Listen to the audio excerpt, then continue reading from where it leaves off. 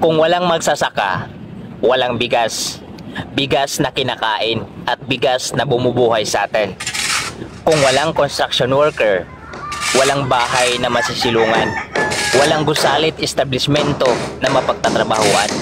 At walang karsadang madadaanan patungo sa pangaraw-araw nating pangkabuhayan.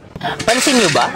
Yung mga pinaka-importanting bagay sa ating buhay, ang mga gumagawa nun, sila pa yung madalas na kinukutya, pinagtatawanan, at minamaliit ng karamihan. Ganon katoksik. Ganon kayo magtrato sa kapwa nyo tao, na kung makapanglait kayo, akala nyo kung sino. Porket may natapos kayo, porket nasa aircon kayo nagtatrabaho, porket mataas yung mga sahod ninyo, at porket magaan lang yung trabaho ninyo, basta-basta nyo na lang pabibigatin ang mga dibdib ng mga taong to sa pamamagitan ng mga masasakit na salita ninyo.